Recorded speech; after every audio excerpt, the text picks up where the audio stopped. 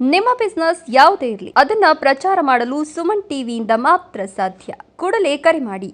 Welcome to Suman TV. ಚಿಕ್ಕಬಳ್ಳಾಪುರದಲ್ಲಿ ಭ್ರಷ್ಟಾಚಾರಕ್ಕೆ ಭಾರಿ ಹೊಡೆತ.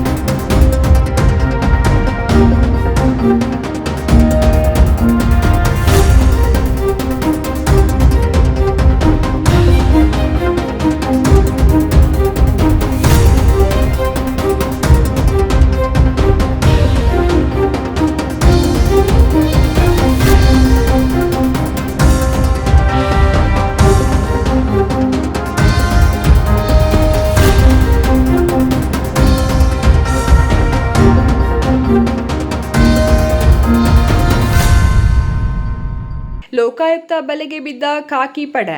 ಚಿಕ್ಕಬಳ್ಳಾಪುರ ಜಿಲ್ಲೆಯ ಚಿಕ್ಕಬಳ್ಳಾಪುರ ತಾಲೂಕಿನಲ್ಲಿ ಭ್ರಷ್ಟಾಚಾರದ ವಿರುದ್ಧ ಲೋಕಾಯುಕ್ತ ಅಧಿಕಾರಿಗಳು ಭರ್ಜರಿ ಕಾರ್ಯಾಚರಣೆ ನಡೆಸಿದ್ದಾರೆ.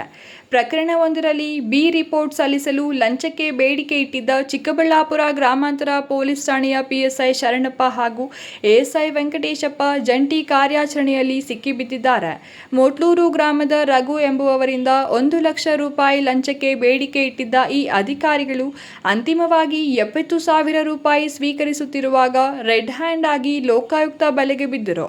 ಲಂಚದ ಹಣದೊಂದಿಗೆ ಇಬ್ಬರನ್ನು ವಶಕ್ಕೆ ಪಡೆದಿರುವ ಲೋಕಾಯುಕ್ತ ಪೊಲೀಸರು ಮುಂದಿನ ಕಾನೂನು ಕ್ರಮ ಕೈಗೊಂಡಿದ್ದಾರೆ. ಪಿಎಸ್ಐ ಶರಣಪ್ಪ ವಿರುದ್ಧ ಈ ಹಿಂದೆಯೂ ಹಲವಾರು ಆರೋಪಗಳು ಕೇಳಿಬಿದ್ದಿದ್ದವು ಎನ್ನಲಾಗಿದೆ. ಚಿಕ್ಕಬಳ್ಳಾಪುರ ಶಾಸಕ ಪ್ರದೀಪ್ ಈಶ್ವರ್ ಅವರೊಂದಿಗೆ ಆತ್ಮೀಯತೆ ಇದೆ ಎನ್ನುವ ಮಾತುಗಳು ಸ್ಥಳೀಯ ವಲಯದಲ್ಲಿ ಕೇಳಿಬರುತ್ತಿವೆ. ಕೆಲವು ತಿಂಗಳ ಹಿಂದೆ ಡಿಸಿ ಕಚೇರಿ ಆವರಣದಲ್ಲಿ ನಡೆದ ಬಾಬು ಆತ್ಮಹತ್ಯೆ ಪ್ರಕರಣದಲ್ಲಿ ಕೆ ಸುಧಾಕರ್ ಅವರನ್ನು A1 ಆರೋಪಿಯಾಗಿ ಸೇರಿಸಿದ ಪ್ರಕರಣದಲ್ಲೂ ಶರಣಪ್ಪ ಹೆಸರು ಚರ್ಚೆಗೆ ಬಂದಿತ್ತು ಎನ್ನುವ ಆರೋಪಗಳು ಕೇಳಿಬಂದಿದ್ದವು.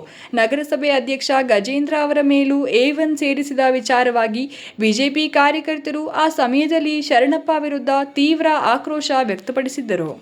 గలాట్ చేసినా కూడా లేపిచ్చేసారు సార్. అట్లా ఇంకా మమ్మల్ని లేపిచ్చేసారు. పోలీసు వాళ్ళు వచ్చి లేపిచ్చేసారు మమ్మల్ని.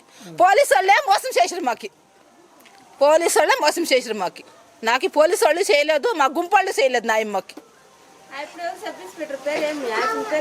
శరణప్పుడు న్యాయ కొడిసి అమ్మా నిಮಗೆ ఎద్దోల్రమ్మా ఎద్దోల్రి అనే ఏదో సార్ మాకు న్యాయం చేసింది అది చెప్తా ఉండలే సార్. మా కొడుకుని వాళ్ళ బిడ్డని మేము అడిగకపోతా ఉండాము. మా బిడ్డని వాళ్ళ కొడుకు ఇచ్చాకి మేము పోతా ఉండాము. అట్లా కూకు పెడతారు. ಆಯ್ತಮ್ಮ ಮಾತಾಡಿಸ್ತೀವಿ, ಕರೆಸ್ತೀವಿ, ಅವ್ರು ಮಾತಾಡ್ಬೇಕು, ಇವ್ರು ಮಾತಾಡ್ಬೇಕು, పంపించేస్తారు. 5 నెలల నుంచి ఇట్లే చేస్తారు. 5 నెలల నుంచి ఇదే సార్ మాకి. ఎవరు మాకు న్యాయం చేసింది ఎవరో కాదు. మాకు దుడ్డు ಬೇಕలేదు. మాకు న్యాయం కావాలి. మా బిడ్డకి న్యాయం సిక్కాలి. ಇನ್ನೊಂದೆಡೆ ಕೆಲವರು ಶರಣಪ್ಪ ಡೇರ್ ಅಂಡ್ ಡ್ಯಾಶ್ ಅಧಿಕಾರಿ, ಯಾರಿಗೂ ಜಗದ ವ್ಯಕ್ತಿ ಎಂದು ಹೇಳುತ್ತಿದ್ದಾರೆ. ಇದು ರಾಜಕೀಯ ಟ್ರ್ಯಾಪ್ ಆಗಿರಬಹುದು ಎನ್ನುವ ಮಾತುಕತೆಗಳು ನಡೆಯುತ್ತಿವೆ. ಆದರೆ ವೀಕ್ಷಕರೇ, ಲಂಚ ಸ್ವೀಕರಿಸುತ್ತಿದ್ದಾಗಲೇ ಸಿಕ್ಕಿಬಿದ್ದಿರುವುದು ಸತ್ಯ. ಇಂದು ಕೋರ್ಟ್ನಲ್ಲಿ ಶರಣಪ್ಪನಿಗೆ ಮೇಲ್ಮನವಿ ನ್ಯಾಯಾಂಗ ಕ್ರಮ ಪ್ರಕ್ರಿಯೆ ಆರಂಭವಾಗಿದೆ. ಮುಂದಿನ ದಿನಗಳಲ್ಲಿ ಪಿಎಸ್ಐ ಶರಣಪ್ಪ ಅವರ ಭವಿಷ್ಯ ಯಾವ ದಿಕ್ಕಿಗೆ ಹೋಗಲಿದೆ? ನಿಮ್ಮ ಅಭಿಪ್ರಾಯಗಳನ್ನು ಕಾಮೆಂಟ್ ಮಾಡಿ ತಿಳಿಸಿ. ಇದು ಸುಮನ್ ಟಿವಿ ವರದಿ.